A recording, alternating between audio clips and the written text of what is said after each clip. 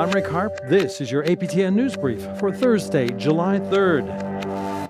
Controversial comments by Manitoba's accessibility minister have drawn criticism. Last Thursday, Nahanni Fontaine organized an event for Indigenous women graduating high school and post-secondary institutions. And it was after delivering a speech to grads that she made comments to an aide about the onstage American Sign Language interpreter. An exchange caught on camera. She told her aide the ASL interpreter was a distraction who shouldn't have been on stage. It was okay. I was thrown off. It wasn't great. But because the woman, she shouldn't have been on the stage. I couldn't see anybody on the side. And all I could see her was her...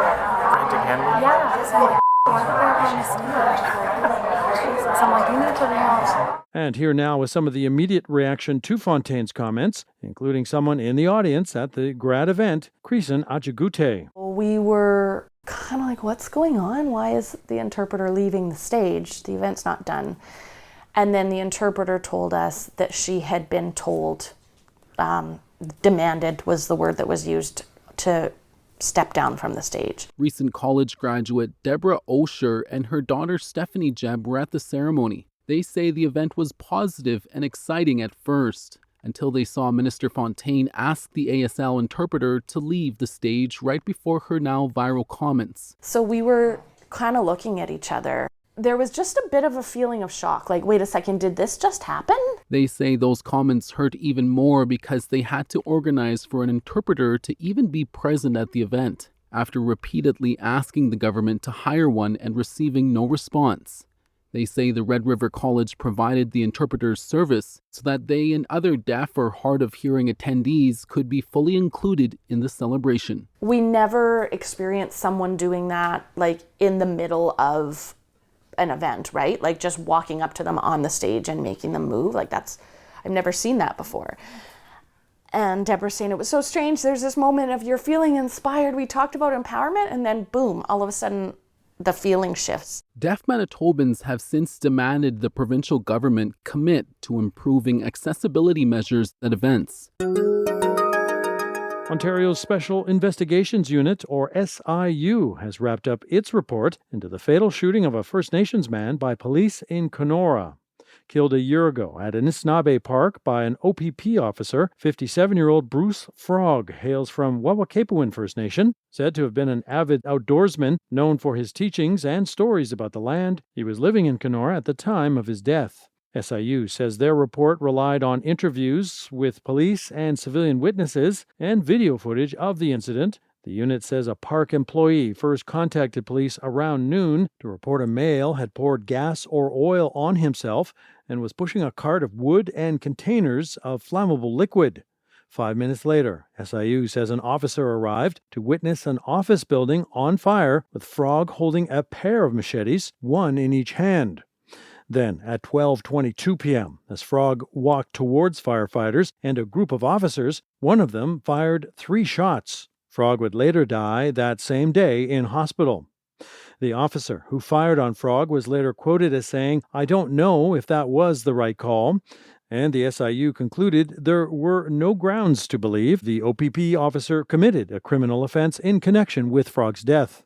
However, Anishinaabe Nation, which represents 49 First Nations in Northern Ontario, says it rejects the unit's findings. Nan Grand Chief Alvin Fiddler claims SIU's report made no analysis of Frog's state of mind at the time, or how his mental state could have led to his actions, or how officers are trained to respond to a person in emotional crisis. In a statement, Fiddler says, quote, "We believe the SIU's investigation has raised more questions than answers, and that this process is severely flawed. We are working closely with the family and community to explore other avenues for justice," unquote.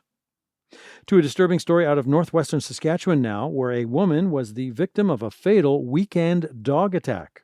Police say the incident happened around 9:40 Saturday night on Manistiguan Lake, Cree Nation, where the woman was mauled by a dog or dogs, according to community member Hannah Lacombe. Lacombe said the woman suffered terrible injuries, including a severed arm. She claims this isn't the first such attack at Manistiguan. Last year, one man was seriously mauled by dogs and lost both ears.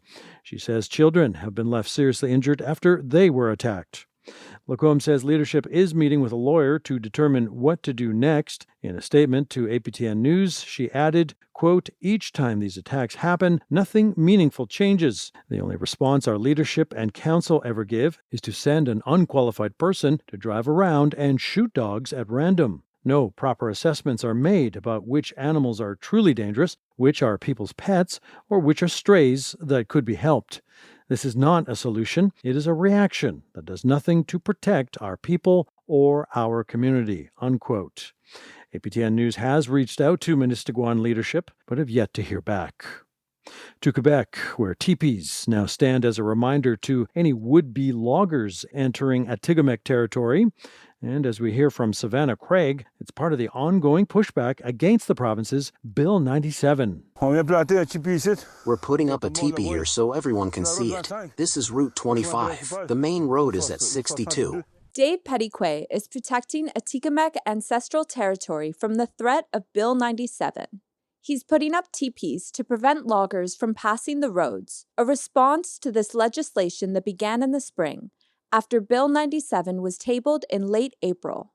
The bill is seen by the provincial government as a way to modernize the forestry regime. The other one over there is often crushed. There's a clever one who comes by all the time. We'll see if he climbs up here. Petitquay says he moved the teepees onto a hill overlooking the roads that logging trucks drive through, after the teepees kept being taken down on those same roads.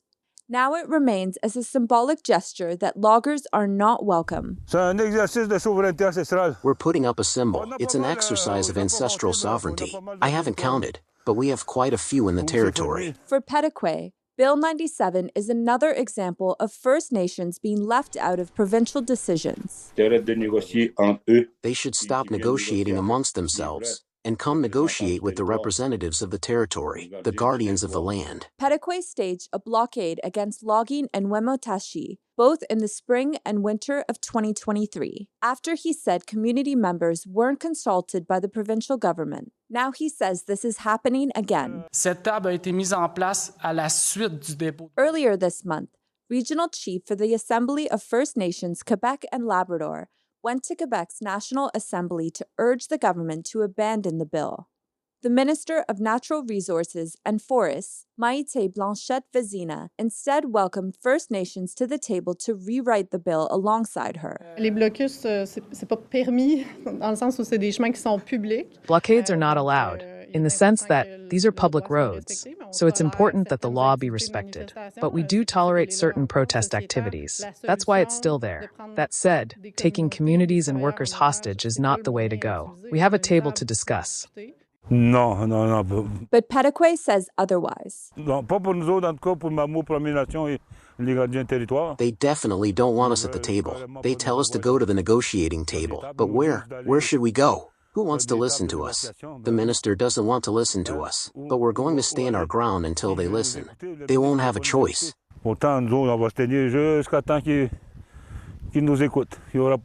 Petitquay says Bill 97 is not only about the issue of logging on their ancestral territory, but it's also about removing trees that the Atikamekw have traditionally foraged medicines from. That would crush non-commercial vegetation. People forget that. They want to remove non-commercial wood and replace it so that land is more profitable. That's how they see it. Medicinal plants, all the trees we need for our ancestral customs, will be eliminated, to be replaced by gray pine, the famous gray pine that grows everywhere in the territory. So for us, it's beyond our ancestral customs. It's also for nature, the animals. Of course, our ancestral rights are being violated here too. Savannah Craig, APTN National News, Atikamekw territory of Wemotaci. And that's your APTN News Brief for Thursday, July 3rd. I'm Rick Harp.